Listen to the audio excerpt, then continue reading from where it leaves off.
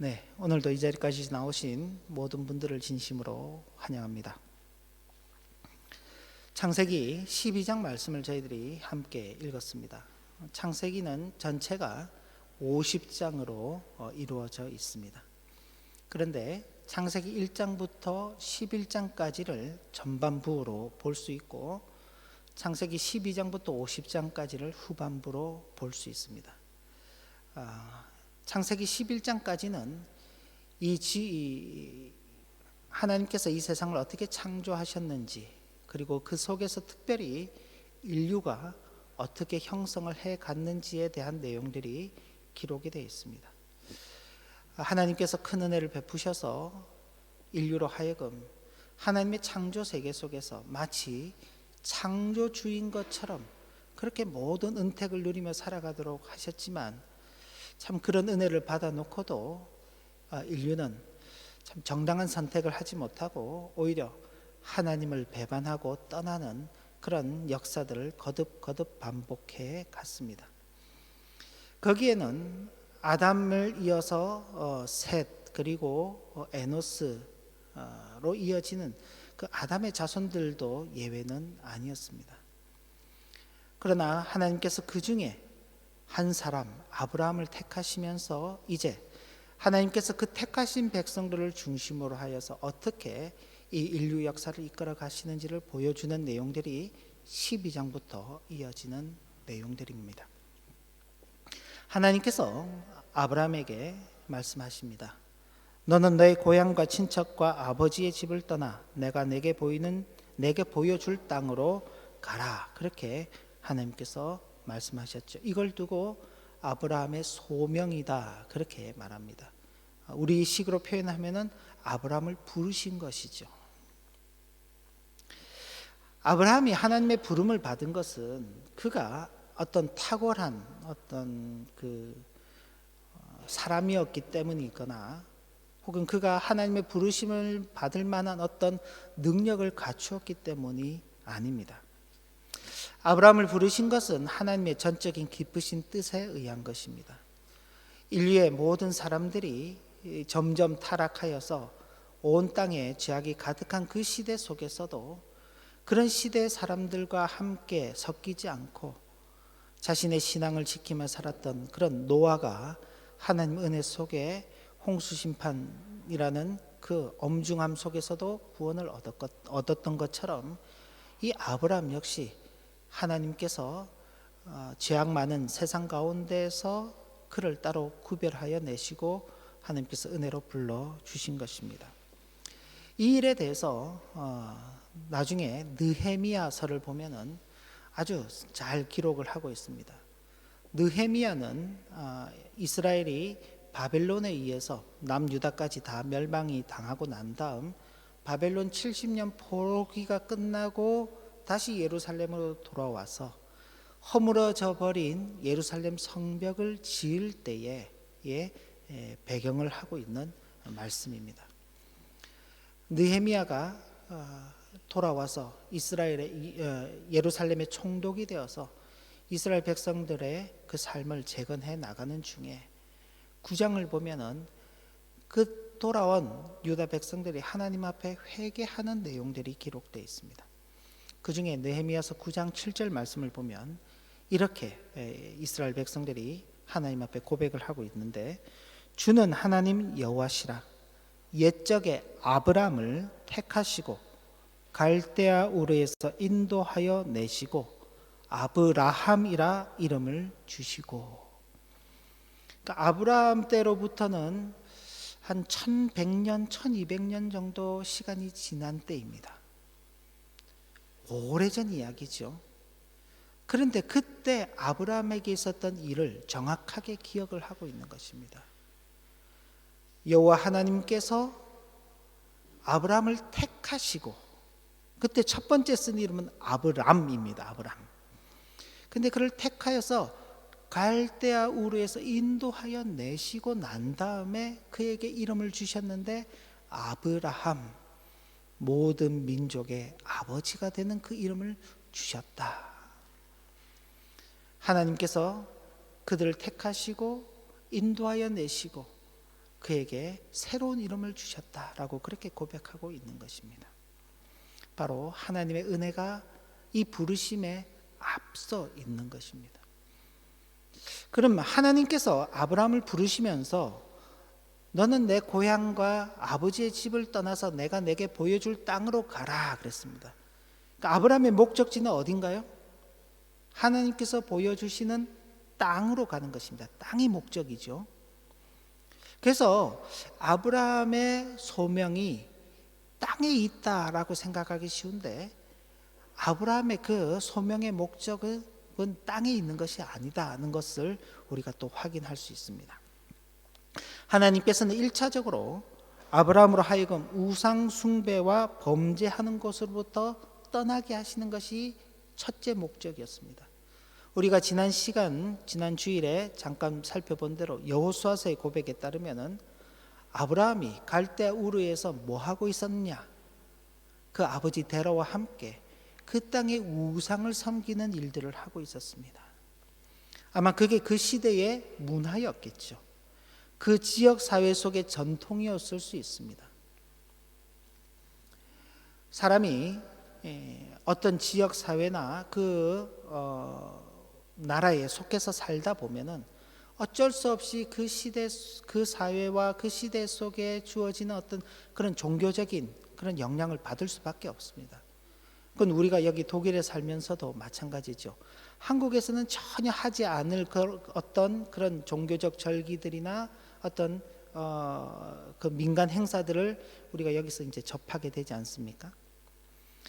거기에 대해서 이건 그 시대의 문화고 어떤 우리가 살아가고 있는 지역 사회에서 하는 일이기 때문에 그냥 무의식적으로 따라갈 수도 있지만은 그러나 기독교인들은 그런 곳에서 그런 일들을 만나게 될지라도 한번 진지하게 고민을 해야 하는 것입니다. 이것이 정말 하나님을 섬기는 신앙과 맞는 것인가?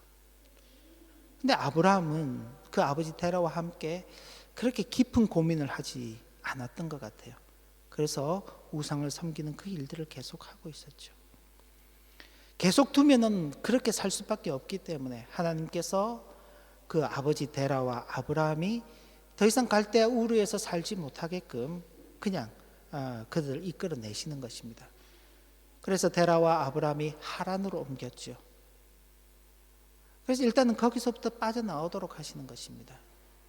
그것이 첫째 목적이고 두 번째 목적은 아브라함을 통하여서 이제 하나님께서 새로운 민족, 신실한 하나님의 백성, 하나님의 자녀들을 새롭게 만들어 가시겠다는 것이 그게 두 번째 목적인 것입니다.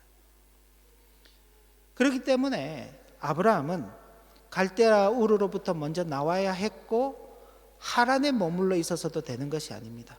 하나님께서 그에게 보여주시는 그 땅으로만 가야 하는 것입니다. 왜요? 우상 숭배로부터 벗어나야 하는 것이고 범죄로부터 벗어나야 하는 것이고 두 번째 새로운 민족을 형성해야 하기 때문에 그런 것입니다.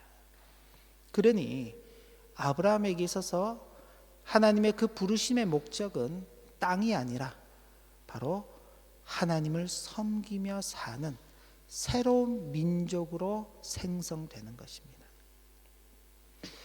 그러나 오랜 세월 살아가고 있던 그 자리를 떠나라 라고 말씀하실 때 그 말을 듣는 것이 사실 쉽지 않습니다.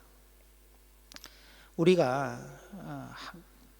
특히나 이제 우리 하나교회 성도님들은 이런 말씀을 들으면은 조금 더 현실적으로 그렇게 다가올 것인데 갑자기 하나님께서 이곳에 살고 계신 여러분들에게 나타나셔서 더 이상 이제 독일에 살지 말고 어디 다른 지역으로 한국이면 좋겠는데 한국이 아닌 전혀 다른 지역 예를 들면은 아프리카로 가라 라고 말씀하시면요 우리 유 집사님 갑자기 그렇게 말씀하시면 다 정리하고 가야 되잖아요. 쉽지 않죠. 참 쉽지 않은 지금 시대도 쉽지 않습니다. 그런데 아브라함에게 하나님께서 나타나셔서 밑도 끝도 없이 내가 내게 보여줄 그 땅으로 가라, 그렇게 말씀하시는 거죠. 아브라함이 대단히 불안할 수 있습니다. 그런데 그때 하나님께서 아브라함에게 약속의 말씀을 주십니다. 뭐라고 주시느냐? 창세기 12장 2절을 보시면 내가 너로 큰 민족을 이루고 내게 복을 주어 내 이름을 창대하게 하리니 너는 복이 될지라. 근데 이것도 참 아브라함이 받아들이기에는 쉽지 않은 내용이에요. 자, 아브라함에게 너로 큰 민족을 이루겠다라고 말씀하셨는데 그때 아브라함의 형편이 어쨌나? 앞선 11장에 보면은 아브라함이 결혼했다는 이야기가 나옵니다. 아내 사레와 결혼을 했는데 11장 30절을 보면 사레는 임신하지 못함으로 자식이 없었더라. 이미 오래전에 결혼을 했습니다. 언제 결혼을 했는지는 알 수 없습니다만은 아브라함의 형제 나홀이 결혼을 해서 이미 아들 롯을 낳은 상태입니다. 롯이 장성했기 때문에 아브라함을 쫓아서 떠날 수 있었겠죠. 그런 롯이 성장한 그 시간을 보면은 아브라함도 결혼한 기간이 꽤 오래 지났을 것인데도 불구하고 여전히 자녀가 없는 상태인데 하나님께서 아브라함에게 내가 너로 큰 민족을 이루겠다 그러니 참 황망하기 그지없는 그런 이야기죠. 이해가 되지 않는, 받아들일 수 없는 그런 이야기입니다. 그때 하나님께서 그래, 이 약속이 너에게 받아들이기가 어렵겠지. 내가 한 가지 더 보증을 해줄게 라고 말씀하시는 것처럼 3절 말씀을 보면 이런 말씀을 덧붙여 주시는 겁니다. 너를 축복하는 자에게는 내가 복을 내리고 너를 저주하는 자에게는 내가 저주하리니 땅의 모든 족속이 너로 말미암아 복을 얻을 것이라.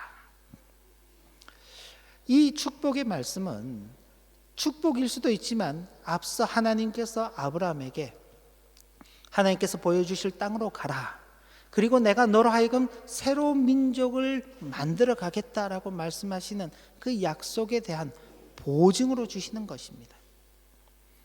이 보증의 내용은 당장 아브라함에게 주어지지는 않습니다. 우리는 이미 성경을 가지고 있기 때문에 아브라함이 이 하나님의 부르심을 받아서 하란을 떠나 가나안 땅으로 갈 때 나이가 75세라는 걸 알고 있습니다. 몇 년 뒤에 아들 이삭을 얻게 되나요? 100세에 얻기 때문에 25년이라는 시간이 더 지나서 얻는 것입니다. 그런데 25년 동안은 아무것도 없이 살아가야 하는 것입니다. 하나님께서 하신 그 약속, 하나님께서 하신 그 축복이 정말로 자신에게 어떻게 이루어질 것인지를 알 수가 없는 것입니다. 그런데 아브라함의 그 일생을 통해서 이것들이 하나님께서 허투루 거짓으로 약속하신 것이 아니라는 것을 확인하게 되는데, 오늘 저와 여러분들이 9절까지만 읽었지만은 10절 이후로 보면은 아브라함이 애굽으로 내려가는 내용이 기록되어 있는데, 애굽에 내려가서 자기 아내 사레를 여동생이라고 속이는 장면이 있습니다. 근데 그게 나중에 발각이 되죠. 하나님께서 애굽의 왕이 바로가 사레를 가까이 하려고 할 때 하나님께서 못하게 하시면서 이미 남편이 있는 여인이다 그러면서 나타나서 말씀하십니다. 우리가 일반적으로 보면 왕을 속였지 않습니까? 그것도 낯선 이방인이 왕을 속였습니다. 그건 엄중한 벌에 처해져야 되겠죠. 아마 사형에 처해지는 것이 마땅할 것입니다. 그런데 하나님께서 그 바로의 마음을 두렵게 하셔서 오히려 아브라함을 축복하게 하시는 것입니다. 하나님께서 당신이 약속하신 바를 이루어 가시겠다는 그 내용이 아브라함의 생애 가운데서 확인이 되는 것입니다. 하나님께서 저주받아야 될 그 자리에, 멸망받아야 될 그 자리에서 나를 구원해 주시고 사람들로 하여금 축복을 받게 하시는구나. 하나님께서 너를 축복하는 자를 내가 축복하고 너를 저주하는 자를 내가 저주하겠다. 너는 복이 될지니라 라고 하신 그 말씀이 자신의 생애 속에서 하나씩 확인되는 것입니다. 하나님께서 나로 하여금 큰 민족을 이루시겠다라는 그 말씀 역시 그에게 보증이 되는 것이죠. 그런데 이 말씀을 유대인들은 오해해서 자신들만이 아브라함의 자손이고 그렇기 때문에 자신들만이 이 약속과 축복을 받았다고 고집하며 살았습니다. 그게 성경에 나타나는 유대인들의 역사죠. 그러나 시간이 흐르는 속에 하나님께서 하신 이 놀라운 약속과 축복이 확장되는 것입니다. 어떻게 확장되느냐? 이 내용을 그대로 받아서 사도 바울이 뭐라고 말씀하고 있느냐? 갈라디아서 3장 7절 9절 말씀을 보시면 여러분들의 교환에 있습니다. 보시면 그런즉 믿음으로 말미암은 자들은 아브라함의 자손인 줄 알지어다. 아브라함으로 하여금 큰 민족을 이루겠다 하시고 아브라함으로 하여금 복의 근원이 되시겠다고 말씀하시고 아브라함의 자손들을 축복하시겠다고 말씀하시는데 유대인들은 자신들이 아브라함의 혈통을 이어받았기 때문에 우리만 아브라함의 자손이야 그렇게 생각했는데 신약의 시대가 열리고 하나님의 구원의 역사가 새로운 장면을 연출하면서 어떻게 되느냐? 믿음으로 말미암은 자들은 모두가 다 아브라함의 자손들이 되었다. 하나님이 이방을 믿음으로 말미암아 의로 정하실 것을 성경이 미리 알고 먼저 아브라함에게 복을 전하되, 그러니까 아브라함은 그 복된 소식을 먼저 받은 사람일 뿐이다. 모든 이방인이 너로 말미암아 복을 받으리라 하였느니라.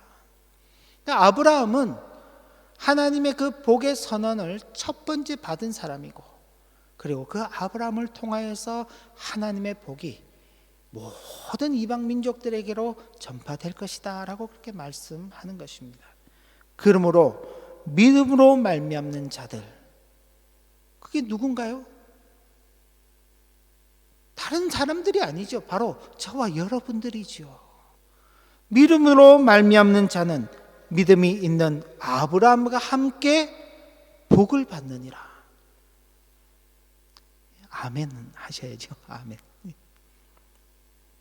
아브라함에게 너로 큰 민족을 이루게 하고 너를 축복하는 자에게 축복하고 너를 저주하는 자에게는 저주하고 너는 복이 될지니라고 선언하신 그 말씀이 아브라함에게만, 유대인들에게만 주는 것이 아니라 예수 그리스도를 믿는 믿음 안에 있는 모든 자들에게 아브라함이 받았던 그 복을 함께 누리게 하시겠다는 하나님의 놀라운 선언이 여기 담겨져 있는 것입니다.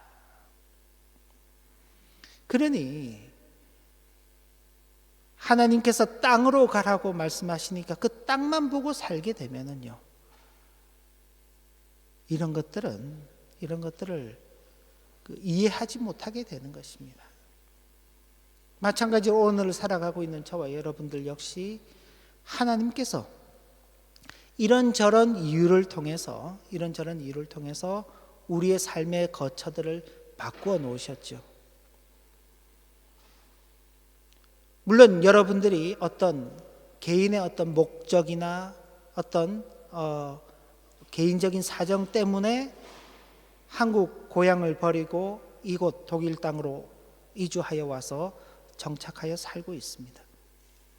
여러분들의 개인의 어떤 목적과 여러분들의 꿈이 있겠죠. 그러나 그 이면에는 하나님께서 여러분들을 이곳까지 옮겨 놓으신 것입니다. 왜? 하나님께서 이곳 가운데서 여러분들로 하여금 하나님의 그 복된 자손들로서 하나님께로부터 주어지는 그 복의 내용이 무엇인지를 알리며 그 참된 복을 누리며 살도록 하시기 위해서 이 땅 가운데 여러분들 옮겨 놓으신 것이죠. 그런데 우리는 그런 것들을 이해하지 못하고 그저 우리가 이 땅에 온 목적, 예를 들어서 여러분들이 그렇다는 건 아닙니다. 많은 사람들이 참 한국을 떠나서 외국으로 옮겨갈 때는 한국보다는 외국이 더 살기 좋다. 뭐 교육도 좋고 생활하기도 좋고 뭐 여러 가지 여유도 있고 하는 그런 목적에 따라서 와서 그 목적대로 여기 살아버린다면은 하나님께서 옮기신 이유와는 전혀 상관없이 가는 것입니다. 아브라함이 그걸 잘 보여주고 있는데 하나님께서 가라 그러시는데 아브라함이 떠날 때 나이가 몇 세라 그랬죠? 75세입니다. 우리 교회는 아직까지 그 연세 이런 분이 아무도 계시지 않습니다. 그죠? 75세입니다. 뭐 요즘은 나이대가 많이 건강해지셔가지고 나이대가 뭐 70, 80 그래도 뭐 인생 70부터 뭐 80부터 뭐 88, 99 뭐 그렇게 뭐 이야기를 하시던데 그래도 쉽지 않습니다. 근데 하나님 아브라함은 아무것도 없는 들어본 적도 없는 그 땅을 향하여서 오로지 하나님의 약속의 말씀을 따라간 것입니다. 그의 아내 조카 롯도 함께 갔습니다. 75세라는 나이에 적지 않은 나이에 그렇게 간 것이죠. 하나님의 명령대로 아브라함은 행하였고 마침내 가나안 땅에 도착하였습니다. 그때 하나님께서 그 땅을 이제 아브라함이 하나님께서 내가 내게 보여줄 땅으로 가라 그럴 때는 그 땅 못 봤어요. 근데 비로소 이제 그 땅에 도착하여서 보게 되는 것이죠. 하나님께서 나타나셔서 이 땅을 내가 내 자손에게 줄 것이다. 그런데 그 말씀 가운데 아주 참 독특한 표현이 있는데 창세기 12장 5절을 보면은 아브라함이 하란에서 모든 소유와 얻은 사람들을 이끌고 가나안 땅으로 가려고 떠났다라는 표현이 있습니다. 이건 그가 하란에서 여러 해를 살면서 어느 정도 삶의 기반을 잡았다는 것이죠. 모은 재산도 있고 사람들이라고 말할 때에는요, 그 집안 일들을 돌봐주는 사람들이죠. 그러니까 어느 정도 삶의 기반을 잡아놓은 것입니다. 근데 그 삶의 기반을 잡아놓고 있었는데 그걸 다 포기하고 그저 나귀에, 그죠? 마차에 다 짊어 싸서 요즘처럼 뭐 포장이사가 되는 것도 아니죠. 그렇게 이제 걸어서 가는 것입니다. 모든 것들을 포기하고 하나님의 명령에 순종하였다는 뜻이 담겨져 있는 것입니다. 이는 아브라함이 가야 할 그 가나안 땅, 그리고 이 말씀을 모세를 통해서 전해 듣는 애굽에서 나온 이스라엘 백성들이 가야 할 땅도 어딘가요? 가나안 땅이죠. 그 가나안 땅은 믿음으로 순종하는 삶이 아니면 갈 수 없는 땅이라는 것입니다. 저와 여러분들이 오늘날 옮겨와서 살고 있는 이 땅도 믿음으로 순종하지 않으면 살 수 없는 땅이다. 이 사실을 기억하도록 하시기 위해서 아브라함의 예를 들어서 우리에게 말씀하고 있는 것입니다. 사람들은 여러 가지 외적인 외부적 환경과 여건 때문에 이런 삶을 선택하고 이런 삶의 자리를 선택하지만은 하나님의 백성들은 그건 둘째 문제인 것입니다. 둘째 문제. 믿음으로 순종하며 삶을 살아갈 수 있는 땅인가 그렇지 않은 땅인가. 복은요, 그 다음에 하나님께서 덧붙여 주시는 것입니다. 아브라함이 가는 길을 우리가 이제 계속해서 살펴보게 될 것인데 하나님께서 아브라함의 여러 실수 가운데서도 그가 이 세상 가운데서 버림받지 않도록 살아가게 하시고 그를 붙들어 두시며 하나님을 향한 그 믿음을 결코 잃어버리지 않도록 이끌어 가시는 것을 확인하게 되는 것입니다. 그리고 여기 아브라함이 순종했잖아요. 우리는 순종의 열매 그러면은 뭐라고 생각하기 쉽습니까? 복, 그렇게 생각하기 쉽습니다. 내가 하나님의 말씀을 잘 들었더니 하나님께서 내게 복을 주신다. 부모님 말씀을 잘 들으면은 선물을 받지요. 그러니까 뭘 잘하고 순종을 하면은 복이 그 결과로 따라오는 것이다라고 생각하기 쉬운데, 이 아브라함이 보여주는 내용은 전혀 다른 것입니다. 순종의 결과는 감사인 것입니다. 아브라함은 하나님께서 임재하신 그곳에서 제단을 쌓고 하나님께 감사를 올렸습니다. 또 거기서 베델 동편산으로 옮겨 장막을 치게 되는데 그곳에서도 제단을 쌓고 하나님의 이름을 불렀습니다. 이 하나님의 이름을 부른다는 표현은 가인이 아벨을 죽이고 난 다음 아담에게 자식이 없어졌죠. 가인은 이미 살인한 자로 하나님의 어떤 심판을 받아서 땅에서 유리하는 자, 방황하는 자가 되어버린 것입니다. 그리고 더 이상 아담에게는 자녀가 없었죠. 그런 아담을 하나님께서 위로하시기 위해서 셋이라는 자녀를 주시고, 그 셋이 또 자녀를 낳았는데 에노스라는 자녀를 낳게 됩니다. 창세기 4장을 보면은 그 에노스가 태어나면서 사람들이 여호와의 이름을 불렀다. 하나님의 이름을 불렀다는 건 바로 그런 것입니다. 하나님을 섬기며 사는 사람들이다. 하나님께서 떠나라고 하신 그 말씀에 따라서 떠나왔습니다. 약속의 땅에 왔어요. 순종했죠. 하나님, 어떤 복을 내게 주실 것입니까가 아닌 하나님 앞에 감사하는 그 순종의 열매를 드리는 것입니다. 이런 내용을 통하여서 아브라함 자신과 자신의 가족들이 그 땅에서 살아갈 때 이제 어떻게 살아가야 하는가? 땅을 보면서 살아가는 것이 아닌 하나님께 감사하는 삶을 살아가야 한다. 그리고 이걸 정말 잘 배워서 나중에 훗날 이삭이 태어나서 이삭이 장성해서 이제 가정을 이루면서 살아가게 될 때 이삭도 가는 곳곳마다 제단을 쌓고 하나님 앞에 감사드리는 삶을 살아가는 것입니다. 심지어 주변 사람들이 와서 자기 땅을 빼앗고 자기 우물을 빼앗고 자기를 내쫓아서 더 이상 그곳에서 살지 못하게 되어서 떠나게 되었어요. 그런데도 그곳에 가서 하나님 앞에 감사하는 그런 신앙의 자세를 갖추어가는 것입니다. 이게 아브라함이 보여주시는 순종의 열매인죠. 그럼 이렇게 이제 순종하면 우리는 좀 그런 생각하기 싫어요. 그래도 하나님께서 좀 길을 잘 열어주셔서 소위 말해서 복받은 삶, 축복받은 삶, 평탄한 삶을 살아가면 좋지 않을까. 근데 아브라함이 가나안 땅에 갔는데 그 땅에 정착을 하지 못해요. 8절 말씀을 보면은 아브라함이 점점 남방으로 향해 옮겨가더라. 그 땅에 살지 못하는 거예요. 이런 표현은 이 아브라함의 이주 생활이 쉽지 않았다는 표현입니다. 아브라함이 가나안 땅에 정착하지 못하고 계속 옮겨 다니는 삶을 살아야 했죠. 분명 그 땅은 하나님께서 보여주신 땅이고 하나님께서 나타나셔서 내 자손에게 줄 것이라고 약속하신 땅이었어요.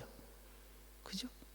그런데 그 땅에 정착하지 못하고 계속 옮겨 다니는 삶을 살아가는 것입니다. 쉽지 않지요.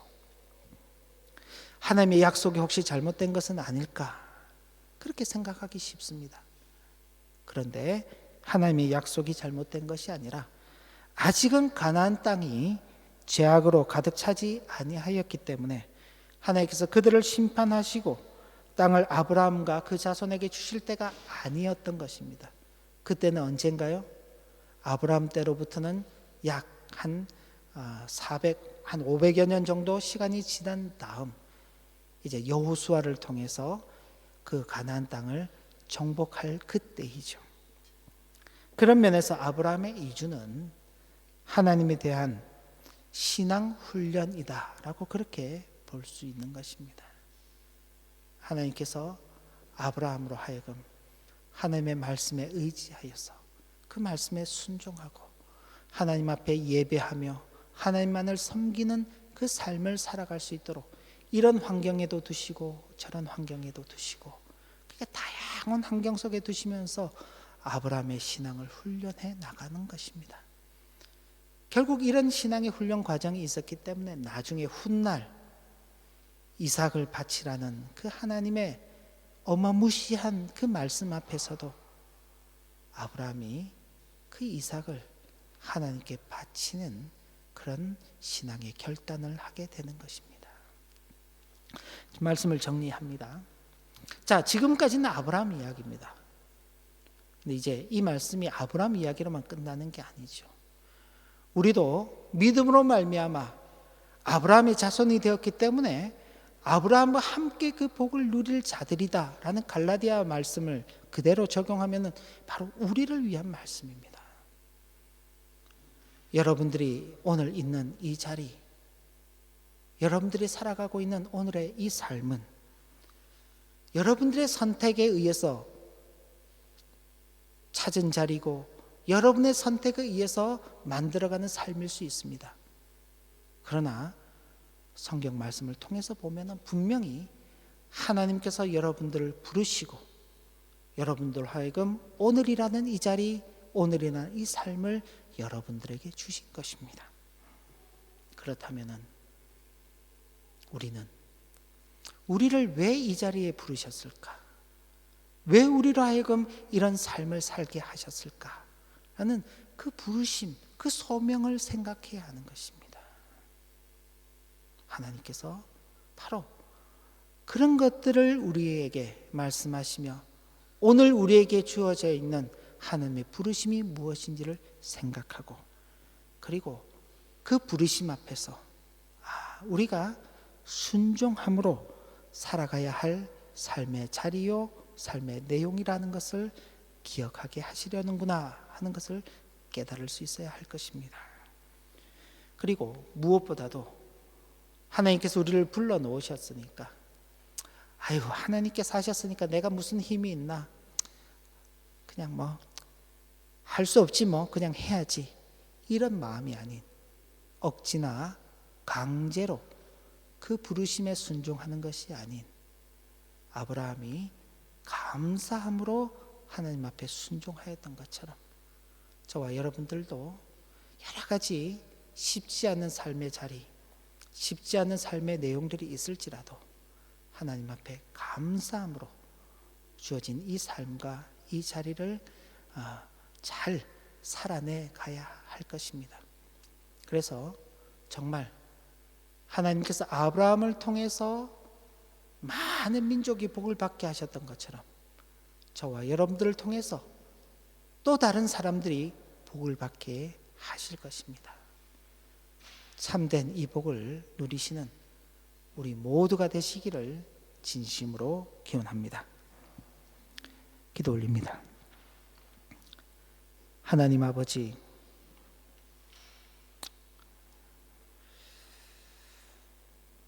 하나님의 부르심을 받는다는 것이 어떤 면에서는 마냥 좋은 것일 수 없는 것, 그것은 우리의 기대와 맞지 아니할 때입니다. 인생이 그 길을 걸어가다 보면 자신이 서 있는 자리, 자신이 살아내야 할 그 삶의 내용들이 자신의 기대와 맞지 않을 때가 참 많고, 그렇다 보면 어쩔 수 없이 참 자신의 그 자리를 원망하고 불평하고, 심지어는 자신의 삶을 저주하고 스스로 포기해버리는 그런 일들까지 있습니다. 그러나 오늘 말씀을 통해서 인생이 걸어가는 그 걸음걸음들은 하나님의 부르심 속에 걸어가는 것이고, 그 부르심의 순종이라는, 그리고 감사라는, 믿음의 훈련이라는 그 귀한 열매들을 맺어가기 위해서 하나님께서 우리를 이끌어 가신다는 사실을 배웠습니다.